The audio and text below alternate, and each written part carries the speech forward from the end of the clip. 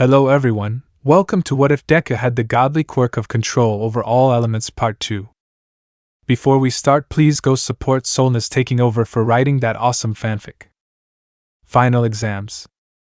It was 5 months since the stain incident, and Izuku was now able to use 40% without hurting his body. It was now May, and the end of the year. I can't believe our first year is almost over, Kaminari said as he laid down on the couch in 1A's dorm. Yeah, the year has gone by pretty quickly, Mina said as she laid down beside him. We still have the final exams to prepare for though, Momo said. Oh yeah, I was going to ask. Momo, could you help me study? Kaminari asked. Momo's eyes glowed up. After all, she was the smartest person in the class. Of course. Anyone else that needs help to study? Momo replied. 5 people immediately raised their hands. It was Mina, Toru, Tetsu, Shiro, and Jiro. Momo's eyes glowed up even more. Fantastic, we will start at 4 o'clock, she said. Momo seems quite worked up about helping people study, Bakuga said. Yeah, she's just that perfect. She always helps people as much as she can, and that's one of the reasons I love her, Izuku said, looking dreamily at Momo. Geez. Get yourselves a room, Kirishima said. Izuku snapped out of his daydreaming. He blushed. Bakuga smirked at Kirishima. After a week, everyone was done with their written exam. Everyone had passed the written exam, although some were only just passing. And for the practical exam, it was announced that the students were going to be paired in 2 and fight against one teacher. For the students to win, they had to either walk through the exit gate or get handcuffs on their teacher. The first fight was Sato, Tetsu, and Kirishima versus Cementos. They were fighting in a city. Cementos used his cement to send never-ending waves of cement at the 2 students.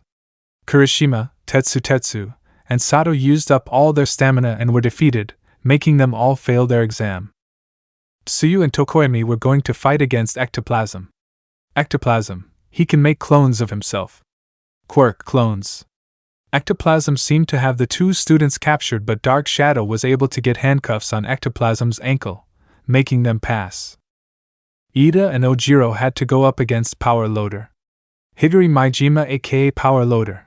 His fingers have metallic claws on the tips, and he uses them to dig underground remarkably fast. Quirk, Iron Claws. Power Loader had mad holes under the ground, making it impossible to just walk through. Ida and Ojiro used their speed to get Ojiro past Power Loader and through the gate, making them pass. Shoto and Momo had to fight Aizawa.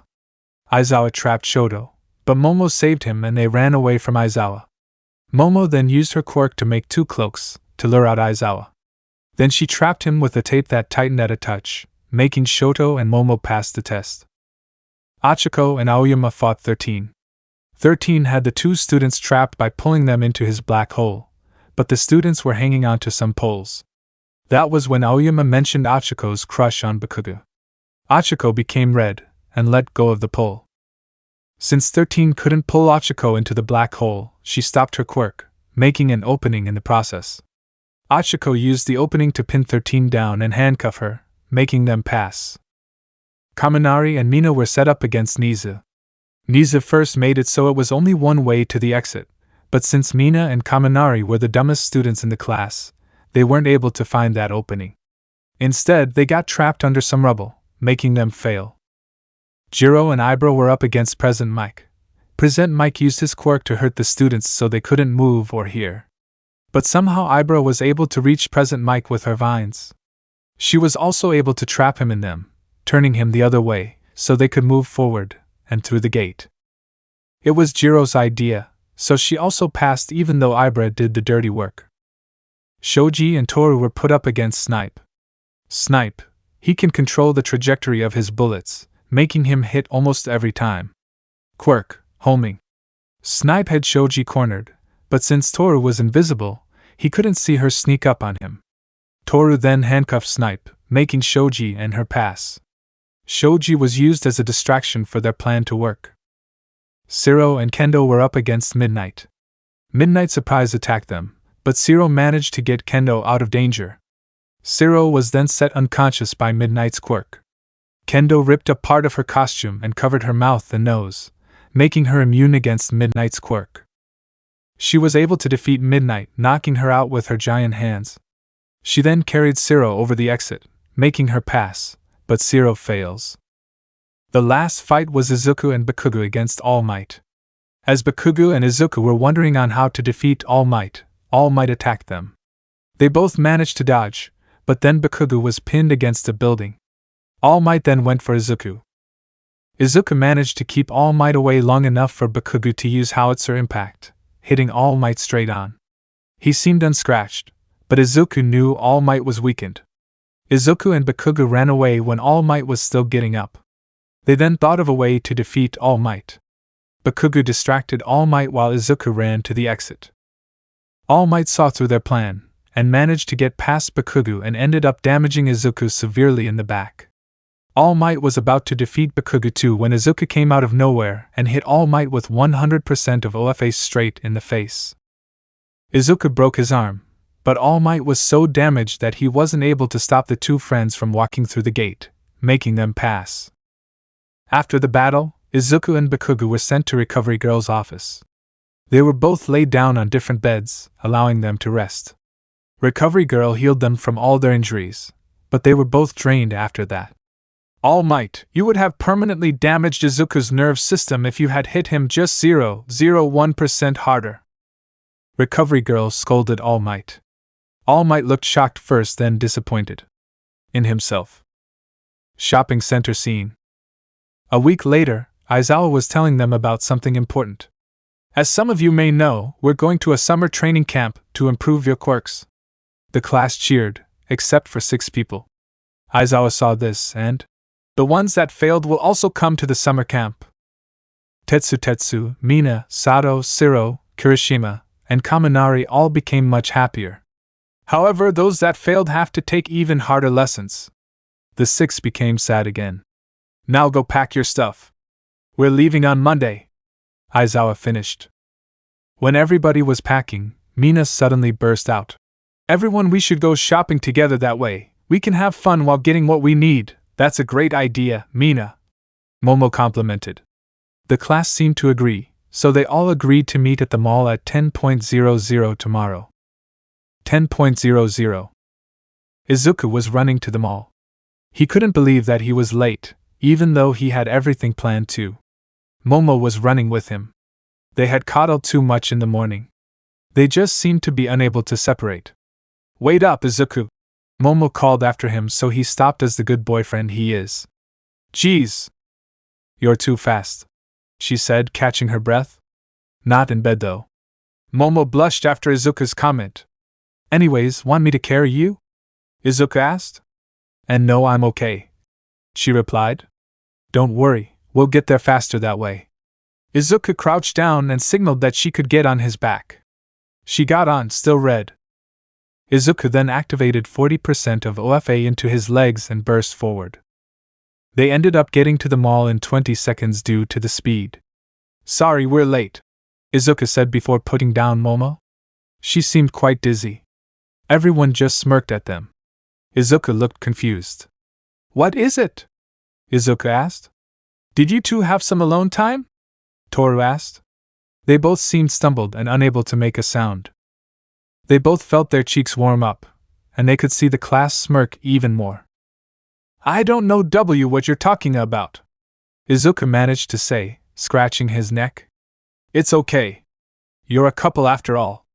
Achiko saved them from further embarrassment. She went over and hugged them both. Thank you, Achiko, Izuku whispered to her and sighed. Achiko then whispered back to him. But tell me about it afterward. Izuku immediately blushed. Just kidding, Achiko exclaimed, waving her hands in front of her. After everyone had calmed down, they started to split up, so they could buy what they needed. Most people needed some hiking gear or some training supplies. What do you need, Momo? Izuku asked. I only need some clothes and some regular stuff to have on at training camp, Momo replied. Okay, I'll come with, because I only need some heavier weights, Izuku said and smiled. Momo smiled back. That would be great. And with that, they left out on a journey through the gigantic shopping mall. 16.00. I can't believe how long you can keep this up, a tired Izuku said as he sat down on a bench. Momo sat down beside him. Yeah, my family is often on shopping sprees that even last longer than this, she replied. Izuku looked at her amazed, then he put his head on her shoulder and closed his eyes. Momo blushed, and people around them were looking at them and snickering to each other. Momo was really uncomfortable in these kinds of situations. She shrugged him off, still blushing. I just remembered I still have one thing to get, she said before she walked off rather quickly. Izuku looked at her confused. What was that about? He thought to himself. Probably nothing. Izuku thought and then leaned back and relaxed. A few moments later, he felt a grip on his neck. The grip was weird because Izuku only felt 4 fingers on his neck. Izuku suddenly froze. Is it him? He thought, being careful not to move. I found you, a raspy voice said behind Izuku. The guy then put his head over Izuku's shoulder and looked him in the eyes. Izuku suddenly felt the grip tighten. It is him, Izuku screamed in his mind. Beside him, the guy with his hand on his neck was Tamura Shigaraki. If you scream or even move, I'll place the 5th finger and kill you, Tamura said. Tamura was wearing black shoes, black pants and a hoodie that covered most of his face. Izuku looked at him in horror. What do you want? Izuku asked. I just want to warn you, Tamura said. We'll attack you soon, and I want you to warn the heroes. There was a small moment of silence. Why do you want me to warn them? I mean, aren't you the bad guy? Wouldn't it be better to surprise attack us? Izuku replied. No, I want them to be ready. It would just be a much bigger humiliation of the heroes, and that's just what I want. I want the people to know what heroes really are. I want the hero love to crumble from the inside, Tamura said. Izuku was left astonished by how intimidating a real villain can be. Momo was on her way back to Izuku when she saw someone sit behind him. She walked over to them and noticed that the guy sitting next to Izuku was holding his hand on Izuku's neck, leaving 1 finger. Momo stopped, as she noticed the pale, dry skin on the hand. Izuku? She said, starting to feel pain in her heart. And Momo, don't come closer, Izuku said. Turn around and leave. Izuku looked at her with a look that told her run away. Tamura lifted his head slightly to see a girl looking at them. Momo Yayorozu, right? Now tell me a thing, how much do you love Izuku here? Tamura asked. Momo looked at Tamura as he gave her a death glare. With all my heart, she answered. And I'm guessing Izuku loves you too? Tamura said, turning to Izuku. Why, yes, Izuku stuttered. Well then, Tamura then looked back at Momo. And when he let go of Izuku, Izuku knew something was wrong. Tamura immediately leaped for Momo. Izuku knew he wasn't fast enough to get to her before him. Izuku felt something flowing through his veins. He could also hear thunder in the sky above the shopping center. Without warning, a lightning strike hit Izuku. At least that was what it looked like. Izuku had actually turned his whole body into lightning and traveled up to the sky, before going down again, hitting Tamura with a lightning strike, before landing in front of Momo. Tamura had been burned alive, but he was still alive. Izuku was again seen with a red glow on his body. The white in his eyes was black again, and his pupils had a red-green color. When Izuku was about to finish Tamura, a portal appeared under Tamura and teleported him back to the secret hideout, where 8 other people were chilling. Kurojiri ran over to Tamura with the first aid kit and started treating his wounds. Damn, who did this to you? Dabi asked. Dabi was wearing a skin-tight white jumper and a gray jacket over. He also had very tight, black pants and gray shoes on. He seemed to have a lot of stitches and most of his skin was purple. Dabi is a villain that can emit blue flames of his body. He had burned himself a lot when he was a child, due to his abusive father. Quirk, cremation. It was that kid again, Tamura managed to say. He always ruins my plans. Oh, I so want to meet this guy, Toga exclaimed. Toga was wearing a typical school uniform. Himiko Toga, she is a sadistic person, that wants nothing but blood. She can transform into a person if she consumes their blood. She has the wrong idea of love, as she thinks it's right to kill and become the person you love. Quirk, transform. The others looked at her weirdly. Oh, come on, don't you want to meet the kid that beat up Stain and has stopped our fearful leader twice? Toga said as she noticed their looks. Everyone looked at her. How do you know he beat Stain? Kurogiri asked. I saw him do it. I had transformed into a civilian and was just walking down a street as Hostess City was attacked. I just walked past the alleyway. Stain looked to be fighting 3 other guys. It was the first time I saw Stain actually scared. A guy was holding him by the throat and looked to be pissed off. I quickly bailed, as I knew I wasn't any match for people that can beat up hero killers that easily. Toga said. If that is true, I'll kill him myself. Spinner said. Shuichi Iguchi aka Villain Spinner. He has a quirk that makes him a lizard-like human. When in his quirk form, his speed and technique enhances. He has green scales on his skin and pink hair. He admires Stain for his hard work in getting rid of all the fake heroes. Quirk, lizard. Who knows? I mean, you'll most likely meet him on the mission, Dobby said with a bored tone. Yes, and I will be the first one he sees, Spinner said, licking his mouth. Guys don't count on anything. After all, we'll all meet him real soon, Tamura said and gave a menacing smile to his co-workers. Training camp. Izuku woke up, still exhausted after the shopping center incident. He had used very much of his powers and nearly fell unconscious after he had made his whole body lightning. He needed to train more. Izuku got out of bed and got dressed. He noticed a suitcase in the corner of his room and suddenly realized this was the day they were going to the training camp. He quickly went to the bathroom and got ready for the trip. He walked down the stairs to the living room. Most of the students were already there. Hey guys, Izuku said. Good morning, Izuku, Momo replied. Are you ready to go? Yeah, we'll be leaving soon, right? Izuku asked. Yes, that's right. Actually, we were just waiting for everyone to come down, then we'll take our leave right away, Mina replied. After a while, everyone had come down. Aizawa went to their dorm and got them to follow him. He told them to go on the bus, and that Mineta had come back to the school. He had taken a test, and in that test, he proved that he was a worthy hero. The students welcomed Mineta back and wished him good luck in becoming a hero. I recently read a small story explaining how Mineta is treated differently in the MHA fanbase, and I don't want to be in that same position as most people. That is why I'm bringing him back, as it would also spice up the story a bit. He'll be in the spotlight with the rest of Izuku's gang, and he will have great parts in the following chapters. If you're upset with this decision, I don't know what to say here. I guess you just have to deal with it. The students were all seated. Izuku was sitting in the back with Momo. She had just fallen asleep on his shoulder. Oh, Momo, I love you, Izuku said, and leaned over to her and kissed her forehead. Pfft. Both Mina and Toru burst in laughter. Izuku looked confused at first, but then it hit him. Wait, I said that out loud? He asked. Yeah, you did. You two look so cute. It's like you're already married, Toru squealed. Momo woke up from all the commotion. She noticed she was laying on Izuku's shoulder, and immediately blushed. She then noticed Mina and Toru laughing loudly. What are you laughing at?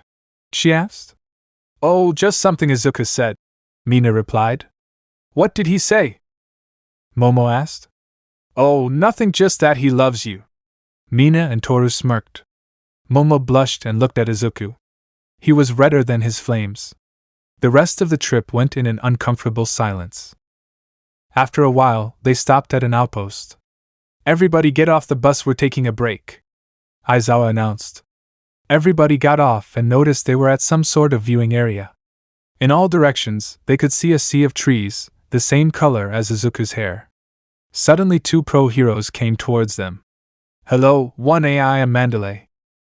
And I am Pixie Bob, and we are part of the hero crew, the Wild Hussy Cats, Mandalay and Pixie Bob said in unison.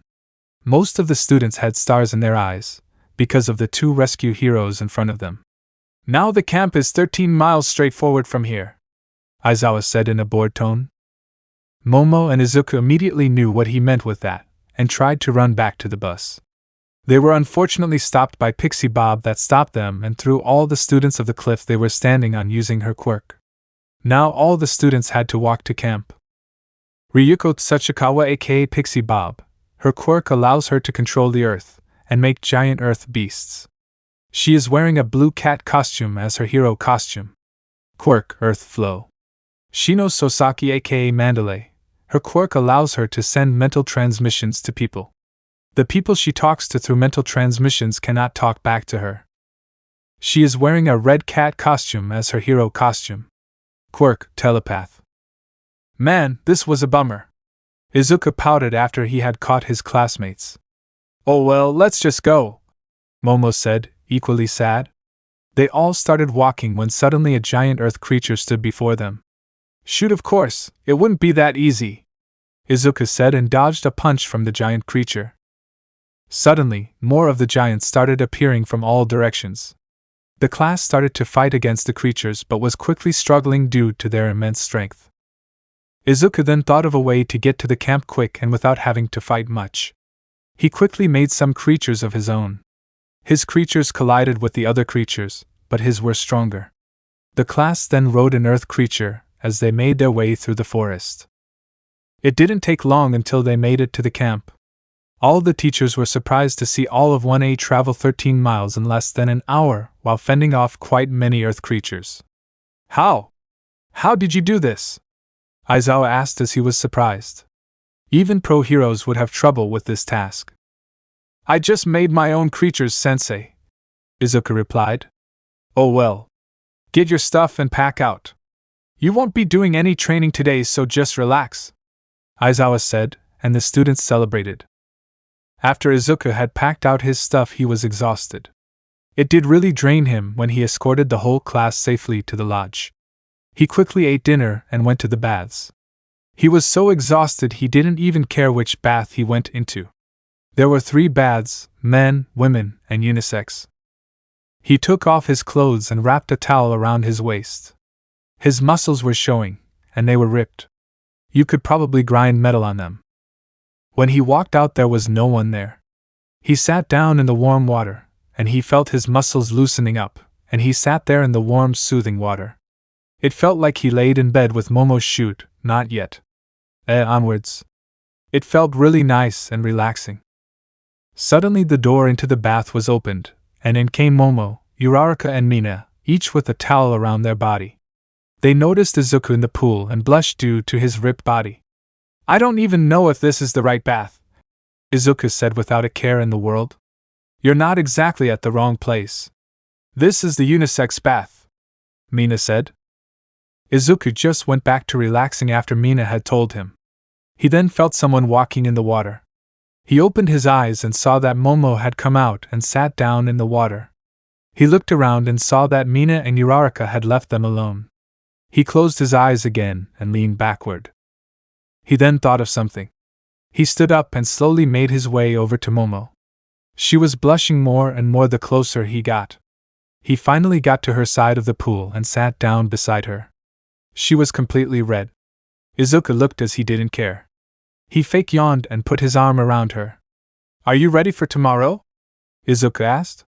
Why yes. Momo stuttered. What do why you think will be doing? I think we'll just train and study. This isn't a vacation. It's a training camp. I have an idea for where we could go after the training though, Izuku said. Momo forced herself to look at Izuku and noticed that Izuku was already looking at her. What are we going to do? Momo asked.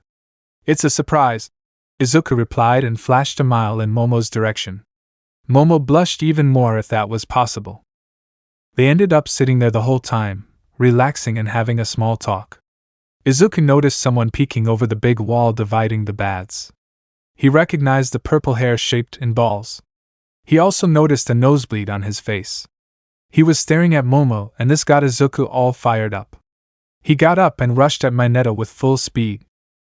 He encased his right hand in flames and punched Mineta as hard as he could in the head without killing him. Mineta flew out of the open baths and landed far away from the camp. Izuku then flew down and decided to leave. He then felt Momo pulling his hand. He turned around and faced Momo. He saw her looking down. He lifted her head and said, "It's okay, Momo. I manipulated the light and shadows so Mineta didn't notice you for long," he said, and started to leave again. But once again Momo pulled his hand and he turned around. Right as he turned around, his lips met with Momo's. They stood like that for a while. Izuku then pulled back and both of them were breathing heavily. "Oh, Momo, how I love you," Izuku said with a soothing tone. Momo blushed and replied, "I love you too." Izuku then left, and after he was done changing, Momo came out and started to change as well. He quickly walked back to the sleeping rooms and got ready for bed. He noticed the other guys coming into the room. "Oh hey Izuku. Where were you? We all went to the bath and thought you were already there, but you weren't. Also, have you seen Mineta? He was with us but suddenly vanished without any of us noticing," Bakugo said. "For your first question, I was in the unisex bath. For the second question, Mineta was peeking at me and Momo, so I punched him in the face," Izuku replied. "Oh well, we'll have to search for Mineta tomorrow if he isn't here by dawn. But I totally understand why you hit him," Bakugo said before he too went to bed. Actual pleasure. The next day Izuku was woken up by feeling a weight on his body. He looked around and saw that Momo was laying on top of him, and that they were outside in the forest. "Oh God, why me?" Izuku questioned himself. He slowly nudged Momo off of him, but in doing so he just woke her up. Izuku, 5 more minutes." She was clearly not fully awake though. Before Izuku could get away, Momo strapped her arms and legs around him, locking him beside her. Momo, we should go back," Izuku said. "But I want you." Momo held on to Izuku tighter, as her legs rubbed his crotch. Lemon skipped. What they didn't notice was a Mineta that was hiding in the bushes, and he had heard their last conversation, but had seen nothing. As the smart boy he is, he understood what they were talking about and shouted, "Damn it!" He then silently followed in the direction that Izuku ran off to. Attack on training camp. Izuku and Momo made their way back rather quickly. As soon as they got back, they saw everyone eating breakfast. Izuku just carried Momo to her room and placed her on her bed before walking out of the room. "Wait. Izuku, can you tell Aizawa that I probably won't participate in today's training?" Momo asked with a quiet and sweet voice. "Oh, okay," he replied before leaving to change and find Aizawa. On his way, he thought, "Man, next time I have to slow down once in a while." He changed into his pea clothes and made his way over to the dining area where most of the students were already finished eating and waiting for their friends to finish too. He got himself some food and sat down with his gang. His gang being Bakugo, Kirishima, Jiro, Uraraka, Todoroki, Ida, Mina, and Kaminari. They had saved a seat for him. "Hey, Midoriya. Why were you not in your room when we woke up, and why were you carrying Yaoyorozu like that?" I'm guessing you know who would say that. Well, I guess Bakugo could maybe answer that question for you. Isn't that right, Bakugo? Izuku simply answered before digging into his food. Kirishima and most of the others turned to Bakugo as he just looked back at everyone a little uneasy. Alright, you caught me. But I promise though, it was just a small prank. He scratched his head and gave a small smile. But it wasn't just me. Mina helped. Bakugo pointed at Mina and just looked back at them with a huge grin. Hey, I could never leave you out there alone, so I thought Momo was the right one to keep you company. If you know what I mean. Mina nudged Izuku's shoulder as she said the last part, but it had no reaction from Izuku. Midoriya, did you not understand what Mina meant with that? Ida waved his arms around. Oh, I understood it. It's just that I don't care. Everyone looked at him surprised as he was the one to freak out a little when they were mentioning stuff like that. What? Izuku asked with food in his mouth. Why are you suddenly so calm? Uraraka asked. Oh, do you mean my reaction to what Mina said? If so, then I don't care because I shouldn't have to stress over stuff like that when I've already done it. Izuku then realized what he said and mentally chopped his head. You what? Kaminari half shouted, half asked. Nothing. Izuku proceeded to pick up his breakfast and run to the teacher's room. Are we just going to ignore the fact that Midoriya smashed? Kaminari asked the others. They all began to talk between themselves, with Ida saying how wrong it was to do it at a training camp. Bakugo and Mina just put on their black sunglasses that seemingly came out of nowhere and fists bumped. Izuku bolted his way to the teacher's room and went inside calmly. Midoriya, what are you doing here? Aizawa asked with a sleepy voice, face, eyes, body, while in his sleeping bag. Izuku just sweat dropped before replying. Well, I just wanted to get away from the others, and there was also something I had to tell you. Izuku put his food at a table and began eating beside Ragdoll. So, Midoriya, what was it that you wanted to tell me? Aizawa asked, turning towards him and taking a sip of his juice. Well, it's just that Momo isn't feeling very well, so she'll stay in bed for today. Aizawa just sighed and got out of his sleeping bag. At least you're ready to train. When you're finished, just come outside and start training. Aizawa proceeded to walk towards the door, but just before he went outside, he turned to Izuku and gave him a death glare. And don't do it again in the campus, he said before walking out of the room. Izuku was completely silent and felt the shivers traveling down his spine. What did he mean by that, Midoriya? Ragdoll asked and put her finger on her chin and getting in his point of view. Nothing, Izuku replied and quickly finished his food before sprinting away.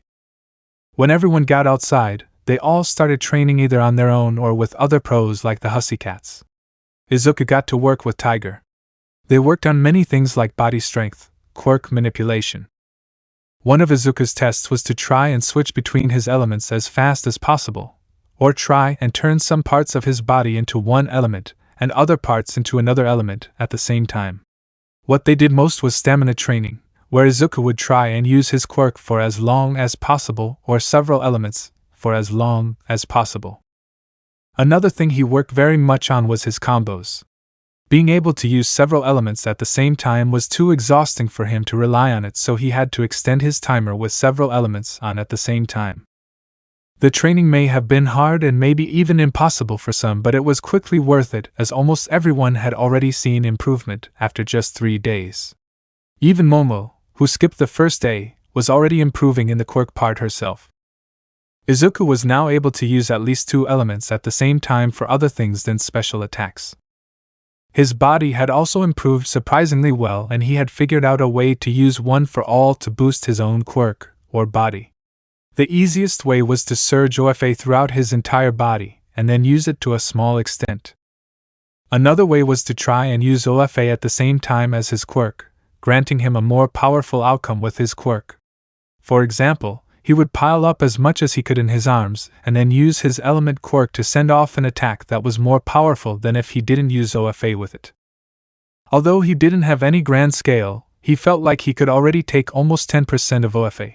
But if he used his quirk at the same time, that percentage doubled due to him not having to move much. He had still not found a way to really use his light or darkness, but the obvious was that he would either take all light away from a certain area or take all darkness away from that area. He had also taken inspiration from Tokoemi and found a way to manipulate the darkness around him to make shadowy figures that had small particles of anything solid, like earth, and control it into one specific area and make the shadowy figure unimplementable but also able to punch back if needed. Now it was the 3rd day and they were just finished with their dinner. Both classes had agreed to participate in a game of bravery, as Class 1B would try and scare Class 1A while they went in groups of 2 through the forest and back. They drew the lottery just as when they had 2v2 battles back at UA, but unfortunately for Izuku, with Mineta back and going, there was one person that would have to go alone, and for this story's plot, that had to be Izuku. Most of the others had already gone inside the forest, and screams could be heard every now and then by probably his class members. It was finally his turn, but he hadn't gotten far before a weird mist could be seen in the distance. Someone came towards him running with the emotion of fear in their eyes. "Run," the person said before they zoomed past Izuku. After that, the mist stopped just before it reached him, and inside of it, he could see bodies just at the edge of it. He was about to inspect further before another thing came towards him. It was Momo with a gas mask on her face. She recognized Izuku and ran to him. "Izuku, villains here!" Although she didn't say much, Izuku realized what she meant and helped her breathe. Go back to the others and warn them, he said before he looked at a mountain clearing not far from there. I'll join you after I check on him. Vanguard Action Squad vs. Deku Part 1. Izuku looked toward the mountain nearby, and on a ledge, he could see a small source of light. He knew that the little boy could be in danger, so he did not waste any time on his way there. He bolted through the forest and boosted himself with wind and ice to go faster. He got to the cliff and came just in time to see the kid, Koda, about to be crushed by a huge, muscular guy. Without thinking, Izuku jumped forward and grabbed Koda before dodging the muscular man's attack. He immediately got some distance. What is this? The man said. Izuku couldn't see his face since he was wearing a hoodie with the hood over his head. However, the tone in the man's voice was enough to terrify anyone. Oh, look, a small roach just waiting to be squashed. The man took off his hood and a face with a huge scar covering the man's left eye was shown. I'm muscular, and I'm part of the Vanguard Action Squad. Now you are coming with us, Muscular said with a wicked grin as flesh started to cover his body. More and more, as he grew in size. When he grew as much as possible, he swept out a walkie-talkie. He put it close to his mouth and talked into it. Guys, I've found him. He's here, Muscular said, not leaving Izuku with his eyes. Then, a voice came through from the other side of the walkie-talkie. Affirmative, we'll be there shortly. Izuku felt shivers go down his spine. Meanwhile, in other locations, Dabi sent a huge wave of blue flames at Eraserhead, but he dodged by grabbing the roof with his scarf and pulling himself up. He then threw his scarf at the villain and captured him. Eraserhead jumped down and walked up to the villain. Not so tough now, are you? Eraserhead teased. Suddenly, a shivering sound was heard from Dabi's pocket. Guys, I've found him. He's here, a voice said. Dabi smirked before he pressed on his pocket. Affirmative, we'll be there soon, he replied before letting the walkie-talkie go. Eraserhead, you have no idea. Then, Dabi turned into some gray sludge and disappeared. Toga was silently hiding in the bushes as Uraraka and Tsuyu passed her. She then threw a knife at Uraraka, but Tsuyu acted fast enough and grabbed Uraraka before throwing her away with her tongue. Not without being cut on it though. Then she turned to where the knife came from and a knife came toward her. She ducked, but her hair didn't follow as the knife caught her hair and pinned her to a tree. Out came an ecstatic Toga. Why hey frog girl. I'm Toga. Wanna be friends? She asked, but Tsuyu only replied with a frown. Suddenly, Toga's pocket made a shivering sound. Guys, I found him. He's here, a voice said. Toga looked sad. Ugh, and we were just about to become friends. Oh well, hope this guy is worth it. Bye, she said before she bolted away from the two very confused and scared girls. Shoto and Bakugo were making their way through the forest together with a 1B student named Kozai. They had heard some ruckus nearby, and some pink smoke had affected Kozai in a way that he fell asleep. Shoto was currently carrying him. Suddenly, something came out of the shadows and the thing attacked with long, sharp teeth that bent in all directions. All three students dodged. The thing was revealed to be someone strapped in black restraints inside a black suit. Suddenly, before anyone could do anything, a walkie-talkie could be heard from the thing's suit. Guys, I've found him. He's here. The thing growled before it turned around. Must eat flesh, the thing said as it left the two extremely horrified boys. Mustard was silently standing in his own mist with the gas mask on. Wonder where the others are doing right now. What could they be doing? How is the mission going? Ugh, I hate being the distraction, he thought to himself as he loaded the gun. Suddenly, his walkie-talkie made a shivering sound. He grabbed it and listened closely. Guys, I've found him. He's here. Mustard could hear that it was probably Muscular's voice. Well, now I at least know how the mission's going. He chuckled. Mr. Compress was just silently boring the shit out of himself as he waited for the moment to strike. He was currently sitting at their meet-up point when they first got there. He was tasked to wait until someone found the individual named Izuku Midoriya until he would be able to make his move. Suddenly, his walkie-talkie made a sound and he listened closely. Guys, I've found him. He's here, Muscular said through the walkie-talkie. Very well, looks like it's time to strike. He repositioned his hat before jumping off the vantage point and started running towards Muscular's location. The Hussycats were just standing around the open area they started their trial of terror when suddenly, Pixie Bob started to float and flew toward the edge of the forest. The heroes and remaining students turned toward her and saw that she was laying on the ground with a large stone pole on her head. Two villains were standing above her, as one looked like a reptile and the other looked pretty normal. Hello there, heroes, we're with the Vanguard Action Squad. Now, let's start the party, the reptile guy said as he drew a large sword made up of even more swords. However, before anyone could do anything, a walkie-talkie in the normal guy's pocket made a shivering sound. Guys, I've found him. He's here, a voice said. The normal guy sighed before the reptile person whined. Ugh, not even a swing at them? That's a bummer.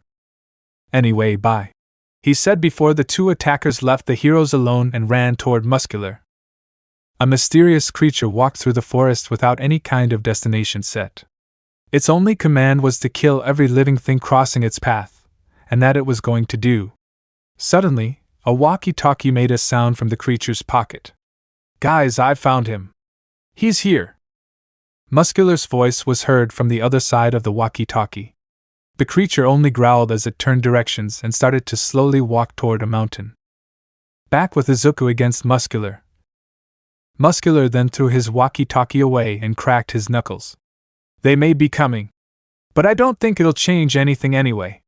Muscular crouched down and leapt toward Izuku. He was unable to dodge and could only block the hit with his right arm as he held Kota tightly with the other. He flew back and nearly fell off the cliff. Izuku looked at his opportunities. None were found. Izuku looked at Kota sadly and said, Kota, I'm sorry. He then made an earth creature and told it to go back to the camp with Kota and take him to safety. Kota felt relieved that he wouldn't be in danger, but for some reason, he felt guilt over not being able to help his hero. Izuku then turned back to Muscular and looked at him with rageful eyes. I won't be going anywhere, he said. Muscular just scuffed before charging Izuku once more. However, this time he was prepared and dodged to the side. He threw a lightning bolt at Muscular, but it literally bounced off. Muscular slowly moved his head toward Izuku. He made a crazed face before saying with a horrifying tone, Is that all you've got?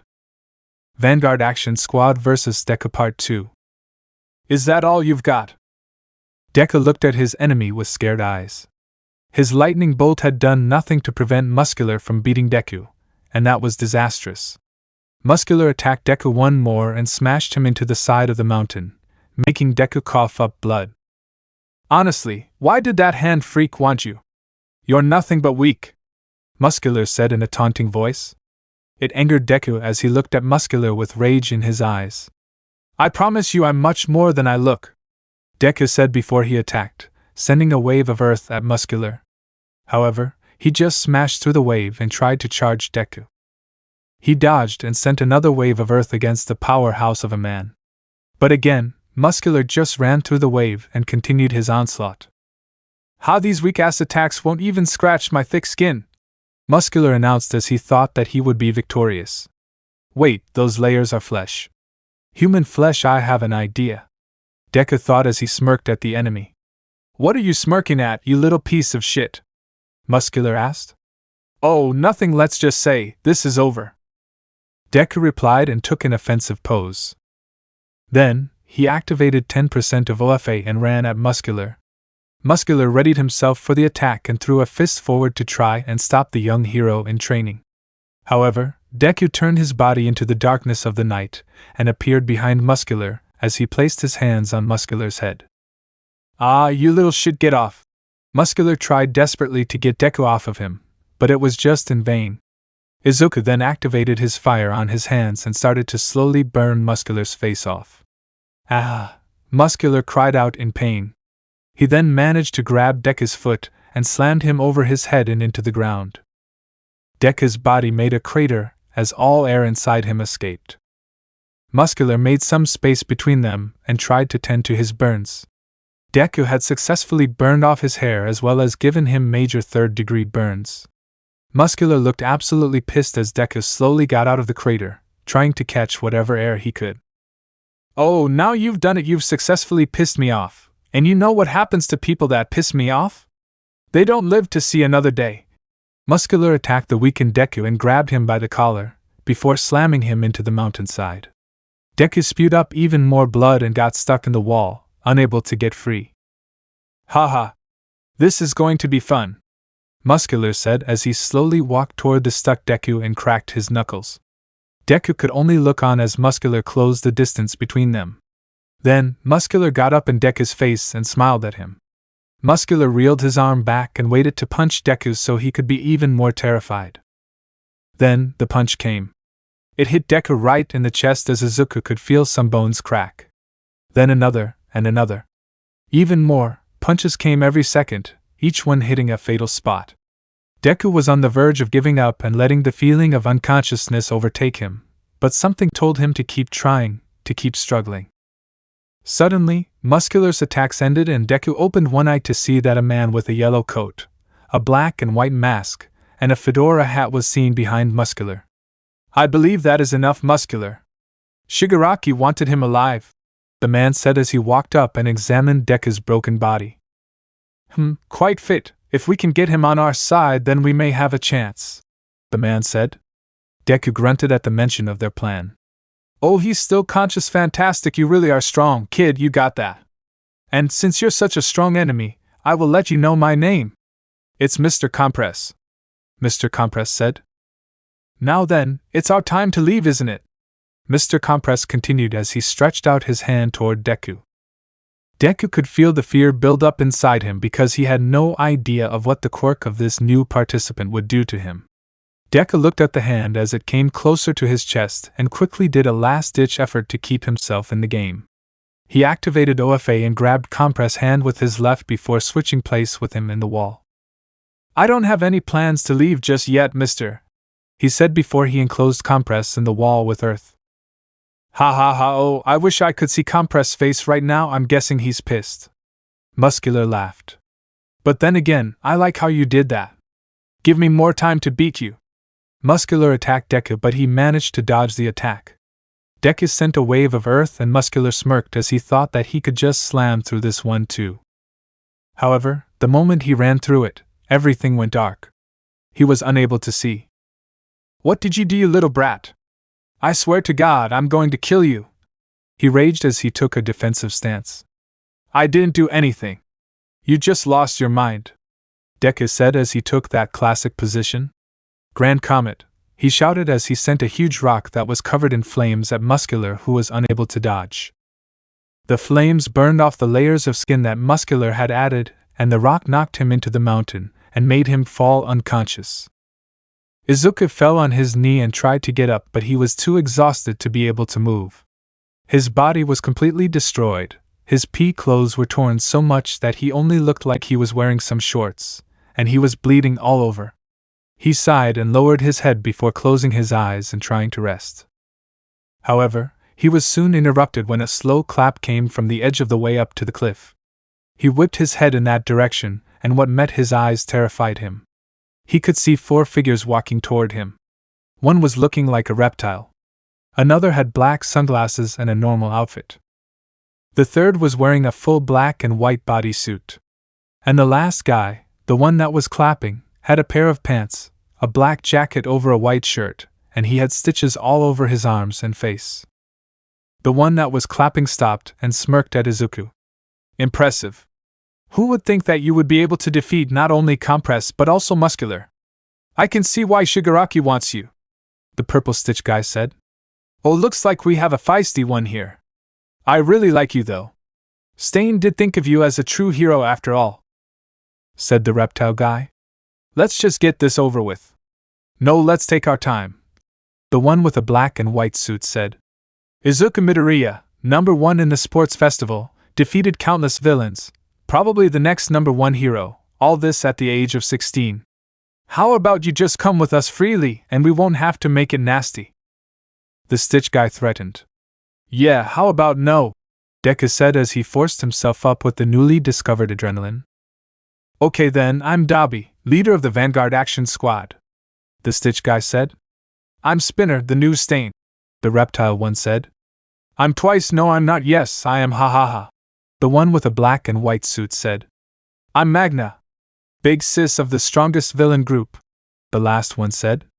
Deku looked at them without saying any words. Then, they all attacked him at once. Deku knew that he had no chance whatsoever if he was going to fight them all at the same time. So he figured to take out the two easiest ones first. Magna and Twice. Dabi sent a wave of blue flames, but Deku countered with his own. Twice came from the side with two clones of Spinner beside him, while the real Spinner and Magna came from his right. Shit, he thought as he was forced to retreat backward. The villains looked at him, and they all looked ready. Come on, Izuku. Think he brainstormed before he came up with what he thought was the best idea. Dabi stood back as the other five attacked him. Deku readied himself before throwing two lightning bolts at the clones, making them disperse. Then he readied two attacks for Magna and Twice. Spinner took out a sword made of swords and sliced up Deku's chest a little, but Deku countered with some flames, forcing Spinner to retreat. Magna tried to punch him, but he dodged before sending a boosted water attack at him, sending him off the side of the cliff as he started rolling down the mountain. Twice ducked Deku's 10% OFA punch and tried to punch himself. It landed and Deku could feel the pain throughout his entire body. Each hit would hurt like hell, no matter how hard it was. Deku bit his teeth together and grabbed Twice before slamming him into the ground with the front down. Twice hit the ground face first and fell unconscious immediately. You might be more trouble than we anticipated. That only makes it more fun though, Dabi said. I can see why Stain thought of you as a true hero. You're just a teen, but you have still defeated 4 very powerful villains, Spinner complimented. Deku didn't have time for congratulations as he took a defensive stance. Ready to go already? Oh well, your demise. Dabi ran forward to try and burn Izuku, but he countered with water. Suddenly, Dabi jumped through the water and his own flames and grabbed Deku by the throat. You may be strong, but you're significantly worse at close combat, Dabi explained. Deku struggled in Dabi's grip as it hurt him to flail in the air like that. Spinner walked up beside the two. Honestly, Dabi, how do you make it seem so simple? Spinner asked, surprised at how fast this strong individual was defeated by his leader. Okay, call Kurojiri, we're done here, Dabi said. Spinner went to take out his walkie-talkie, but suddenly, it flew out of his hand. Dabi looked at Deku and saw that his hand was out and that he was trying to do something. Oh, you're still not done? Ugh, teenagers. Dabi let his guard down for only a minute, and that was all Deku needed. He strapped his legs around Dabi's arm and fell backward as Dabi followed and was slung over Deku. He landed on top of Dabi with his hand locked and pulled to hear a satisfying pop, and Dabi started to scream in pain. Spinner could only look in awe and shock as Deku had just sneak attacked Dabi and snapped his shoulder out of its joint. What was that about close combat? Deku whispered to Dabi as he enclosed him into the earth but still letting him breathe. Spinner readied himself and gripped his sword tight, ready for an attack from the young hero in training. Deku's eyes were shadowed by his hair and Spinner was rightfully scared.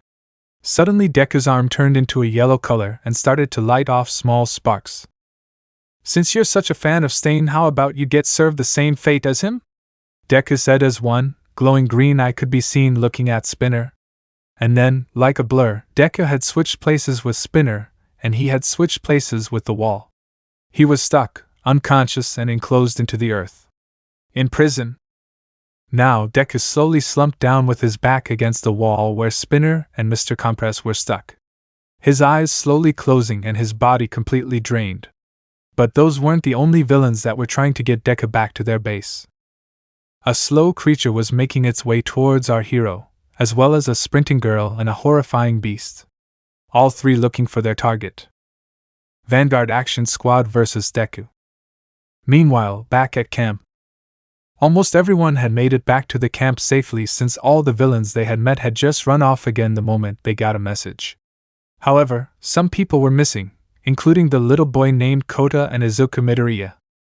Mandalay was currently freaking out over where Kota could be, as he was her nephew after all. And Aizawa was also a bit stressed as to where his best student had run off to. Suddenly, some ruffling came from one of the bushes near the camp, and most turned to that direction ready to fight. However, the people that came through the bushes were a 1A student with 3 of her fellow UA students in her hands. Kendo walked out of the forest and saw most of the people that had come to the camp, and she was feeling very tired but also happy. She fell down on the floor and unactivated her quirk, letting Tetsu and 2 others fall to the ground as well. Aizawa sprinted toward them, as well as Vlad King. "What happened to you?" Aizawa asked, happy that he at least found 2 of his missing students. Kendo looked up at him weakly and replied, Tetsu and I managed to defeat that villain that was emitting the pink smoke. But he fainted after his gas mask broke during our fight." Kendo then let her head down and immediately fell asleep. "Aizawa, we need to take these 4 inside," Vlad King instructed. Aizawa nodded and ordered Tiger to carry Tetsu and Kendo inside the cabin, while Vlad King carried his own students. They were put on bunk beds and were left to rest. Ragdoll then came back from her little checkup and informed Aizawa on what they had found out. "Eraserhead, I looked through the names you gave me and I found out that we're only missing a few people. We have Kota, Mandalay's nephew, then we have a boy named Izuku Midoriya. Both haven't been seen in quite a while. But the girl, Momo Yaoyorozu, informed me that she last saw Izuku heading somewhere, probably Kota's location," she said. Aizawa then looked at the forest and cursed himself. "Have Mandalay tried to contact them?" Aizawa asked. "Yes, she tried, but only Kota replied, saying that he was on his way." Ragdoll replied, "Damn it.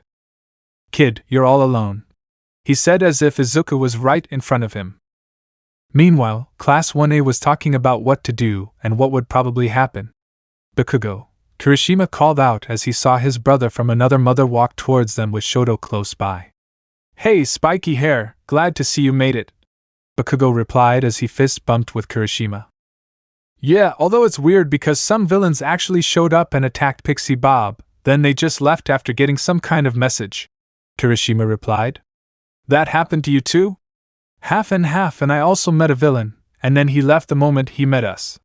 He said something about eating flesh," Bakugo said, and actually shivered at the thought of that monster. "Oh yeah? Well, Tsuyu and I met a crazy girl that left the moment someone told her that he had found him. Not that I know who him is," Uraraka chirped in. Ever since Aoyama mentioned her crush on Bakugo, she has tried to get closer to him. "Yeah? It's weird because I think Eraserhead mentioned the same thing. I mean being attacked and then left alone immediately after." Suddenly, Momo came up to the talking trio. "Hey, have you seen Izuku?" she asked with fear imminent in her voice. "I'm sorry, Yaoyorozu, but I only saw Izuku when he zoomed past Shoto and I, apparently heading toward the mountain," Bakugo replied as a sad face covered Yaoyorozu's. "Hey, I'm sure he's going to be alright, Momo.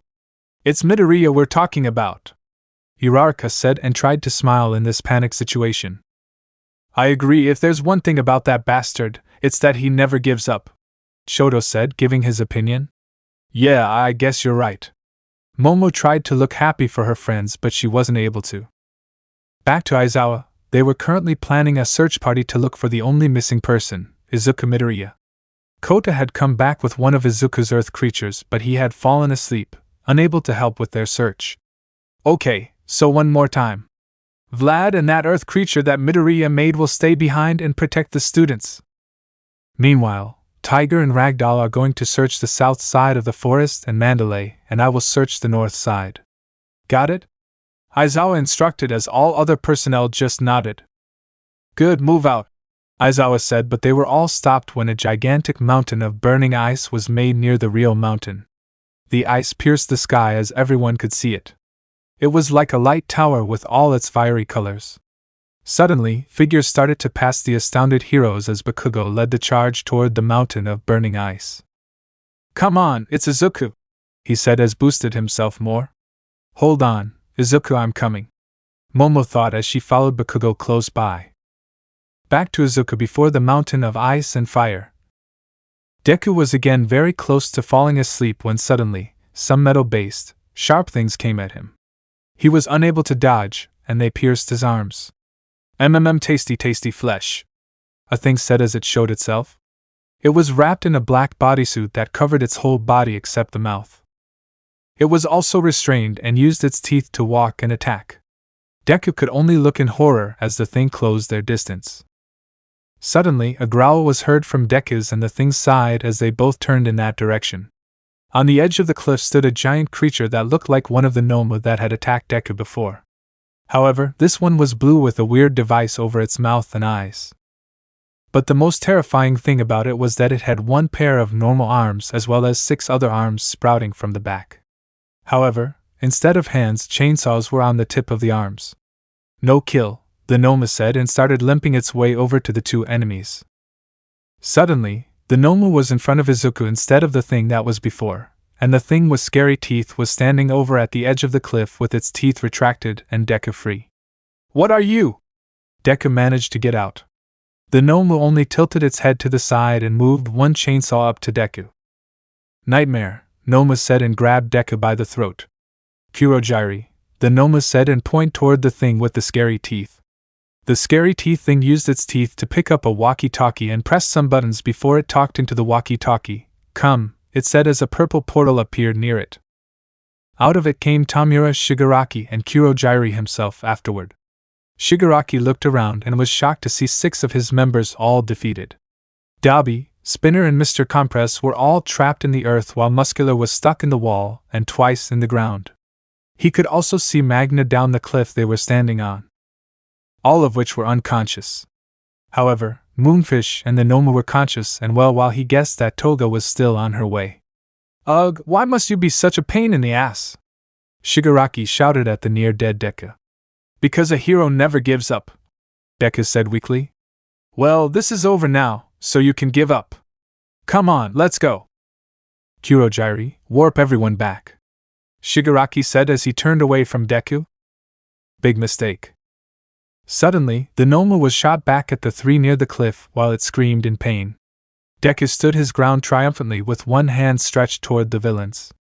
Kurogiri managed to make a portal before the Noma hit them, and warped it behind them to fly off the cliff and die. However, it wouldn't have done much as it was already dead before it made it to the portal. Shigaraki looked back at Izuku and did his best not to attack him right then and there. "Moonfish," he simply said as the thing with the scary teeth flung itself at Deku with its teeth traveling too fast for our hero. He was hit in the shoulder, as even more blood spewed out of his body. His vision flashed, and he looked at the villain weakly as he did a last-ditch effort to save himself.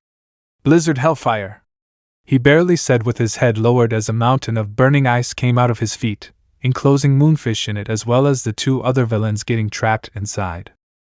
He fell onto the foot of the ice mountain that wasn't burning with the teeth in his shoulder breaking and falling off. He finally fell unconscious from all his fighting and resisting. Meanwhile, inside the ice was an unconscious Moonfish and a trapped Shigaraki with a Kurogiri beside him.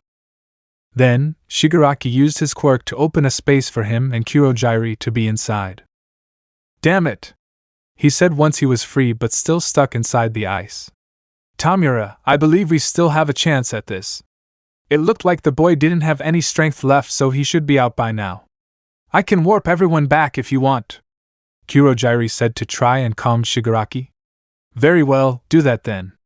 Toga should be close by anyway," Shigaraki replied as Kurogiri warped himself, Shigaraki and all the other villains out of the ice and on the middle of the cliff.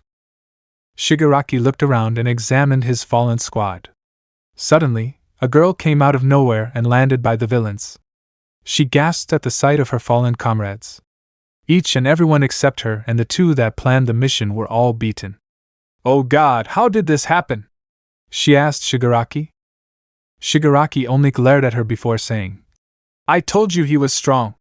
Your friends didn't seem to listen." He then turned back to the villains that were laying on the ground and nudged Dabi's body.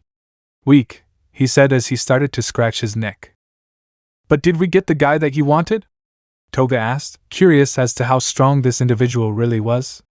"Yeah, he's over there," Kurojiri said as he pointed to a boy at the edge of the burning mountain of ice that appeared just before she arrived. She gasped at the sight of him because he didn't look like a human anymore. His body was shredded, torn, pierced, and broken, as well as his clothes. But the best thing about him, for her, was the amount of blood that was seeping from the holes and injuries he had gained. Her eyes got heart shapes as she strolled over to her newly found crush. "Oh, I like him already.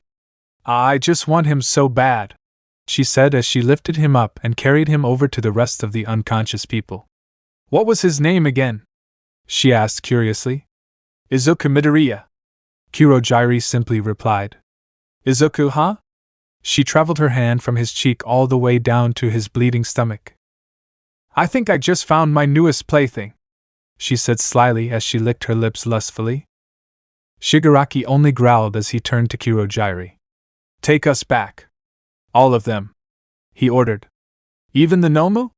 Kurojiri asked. "Yes, I'm sure Sensei can examine it and modify a better version," Shigaraki said. "Okay then, it'll happen, but I can only take some at a time because of my limit," Kurojiri explained as he warped Dabi, twice, and Spinner away first. "It's fine. As long as everyone gets back, I'm satisfied," Shigaraki said as his neck scratching lowered its intensity. Then, after Kurojiri was done with Dabi, twice, and Spinner, he teleported the dead Nomu and Magna back to the base. "Okay, only a few more," Kurojiri said, a little out of breath. But he was interrupted from his mission as explosions could be heard from the mountain of ice. The three conscious villains looked over and saw a fuming Bakugo Kastuki stand close to the mountain. "You are gonna pay for what you did to my friend," he shouted before he charged at the villains. They were forced back with Toga grabbing Izuku and carrying him with her. Bakugo stopped at the unconscious villains on the ground and threw them aside as he tried to catch up with the conscious ones. Meanwhile, a girl with black hair was currently sprinting up the way of a mountain as she was following the many explosions nearby. She used a pole to boost herself up the mountain and get there just in time to see what she feared the most. Bakugo stretched out his hand as a portal opened up behind the villains and Izuku. "No!" he shouted in disbelief as Shigaraki and Kurojiri fell through the portal. His arm was now only centimeters from Izuku's face. Toga smiled wickedly as she fell through the portal with Izuku in her arms. Bakugo landed on the cold, dirty ground as he looked at it with disbelief. "Damn it!" he shouted as he hit the ground as hard as he could. He felt his tears flow up to his eyes as his vision faded from the water, and he quietly sulked into the ground. He lifted himself up to his knees and shouted at the sky, H. Missing. Momo looked at the portal as it disappeared with Izuku inside it. Her body froze completely as her hands found their way to her mouth and covered it. A terrified look was seen in her eyes as she fell down to her knees, gaining the attention of Bakugo. He looked over to her and saw that she was completely frozen from fear. A terrified look on her face as she was clearly struggling to grasp the situation. He slowly got up and walked over to her as she didn't even flinch from his movement. A sad look was on his face as he kneeled and gave her a warm hug. It was all he could do. After some more seconds of hugging, Momo was still in that same position. The rest of the class and the teachers showed up. Shoto was first of the rest and quickly realized the situation once he saw Bakugo hugging Momo tightly. "Damn it!" he cursed at himself under his breath. Aizawa was next to show up and he looked around desperately after his green-haired student. He saw Shoto leaving to go blow off some steam and Bakugo hugging Momo while they were both on their knees. Bakugo noticed his teacher and looked over at him. Aizawa looked at Bakugo with a desperate look but only got a shake of the head from Bakugo. It indicated what he feared had come true. And then, the rest of the following people arrived. The Hussy Cats arrived shortly and were filled in on the situation by Aizawa. They were all shocked and surprised that one of the students was actually captured, the strongest one as well. And then the rest of 1A arrived. They were panting heavily and looked around at the battle zone. Several craters and marks left from attacks were covering the mountain and the cliff side they were standing on. Villains were being strained by the Hussy Cats as well as discussing some kind of course of action. Uraraka walked over to Bakugo as he was still hugging Momo tightly. "BB Bakugo? I is HH he?" she asked, unable to complete her sentence. Bakugo only nodded as Uraraka gasped and turned her head to the rest of the class. Momo visibly flinched at what Bakugo said afterward. Deku's gone. Toga fell through the misty portal with a smirk on her face as she smiled wickedly at the explosion boy that tried to stop them from getting Izuku. She hit the floor of the cold bar with Izuku landing right next to her. She laid still on her side as she was admiring the precious face that her Izuku was making. He was just so cute, and the blood that stained his body only boosted her affection. Damn, that explosion boy really caught us off guard. We had to retreat and leave half of our squad behind. Damn it! Shigaraki cursed Bakugo. Don't worry, Tamira. We can work just fine without those meatheads as well as our goal being completed. Kurogiri assured to relax the stressed teen from doing anything rash. Shigaraki only smirked wickedly under the hand of his father as he thought of ways to make the hero in training, Izuku Midoriya, pay for the interruption in their plans. This would certainly be hell for the young man. Aizawa could only look at the situation with anger and guilt flowing through him. The police and several pro-heroes had arrived at their training camp, including All Might, as they were now planning what to do. We have to save young Midoriya, All Might exclaimed as he slammed his mighty hand on the table. With all due respect, All Might, it isn't going to be that easy. We have no idea of where their hideout could be. A police officer responded to the number one hero. I'm afraid we have to continue this conversation elsewhere, gentlemen. Our first and most important task right now is to make sure that all students left are fine. The amazing principal of UA said, Principal Nizu. Fine. The rest of the people around the table said as All Might only grunted. He was definitely the most disturbed and most disappointed. It wasn't weird though. Izuku was his successor after all, and if someone got their hands on that quirk, it could be devastating. Not to mention that All Might had grown fond of Izuku and his mother, considering them as his own family by now. How was he supposed to break the news to Inko? Izuku could be seen tied up in a chair with quirk restraints. He suddenly gained consciousness and grunted as he tried to move. However, due to the restraints, he was unable to move any of his limbs. Even his forehead was restrained. He opened his eyes and looked around the dark-lit room that he was currently in. It looked like a bar, but it also had that villainous touch to it. Wait, villains! He looked around more and noticed that none were in the same room as him, and boy was he happy for that. But we got to have some drama, so a door to another room opened, and in walked an injured Dabi. He looked at the restrained Izuku with disgust before he noticed that he was awake. Shigaraki, that brat you were complaining about is awake, he called out, and Izuku could hear fast footsteps coming from the direction of the open door. Shigaraki sprinted into the room and stopped near the door to see an angry and scared Izuku Midoriya look back at him. He was ecstatic. Well, glad you finally woke, Izuku Midoriya. You know me already, so let's skip introductions. You may be wondering why I decided that you needed to be kidnapped. Well, the answer is simple. The walking hand was cut off by someone else running into the room and hitting him in the process. Toga had run inside the room and was now on her way over to Izuku. She stopped right in front of him and looked into his eyes ecstatically. Shigaraki could only grunt as he was laying on the ground. Oh, he's awake, oh my god, I'm not prepared at all. Toga was literally panicking because of a cute, green-haired hero. Dabi picked up on this and definitely noted in his head that this was something to tease her about. Ugh, Toga, what the buck? I know you have a goddamn crush on the brat, but do you have to run me down like that? Shigaraki was beyond pissed.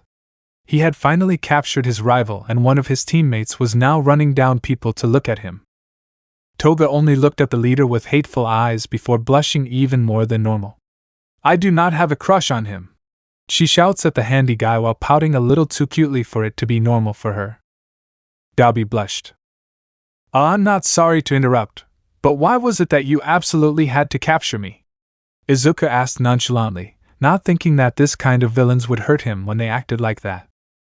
Oh yeah, I want you on our side, it's either that or something not so pleasant, Shigaraki said with a snarl and a wicked grin at the end to really strike fear into Izuku, which it did.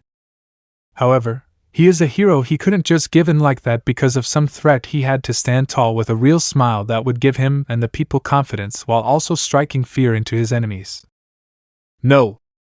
Oh well, I kind of knew this would happen anyway. Dabi, take him to the room, Shigaraki said, scratching his neck a little before turning around and leaving their room. Dabi smiled a smile that could only be described as villainous as Izuku started to get really scared now, along with an overprotective toga. Wait, this is good. I can now see him bleed. I can see him drenched in blood. Toga's thoughts were suddenly altered, making her ecstatic for the room Izuku was going to. Let me know in the comments below if you guys want the next part. Also check out my other video that has been shown and left. Thank you for watching. If you enjoyed this video, please like and share this video. And have a fantastic day. Bye.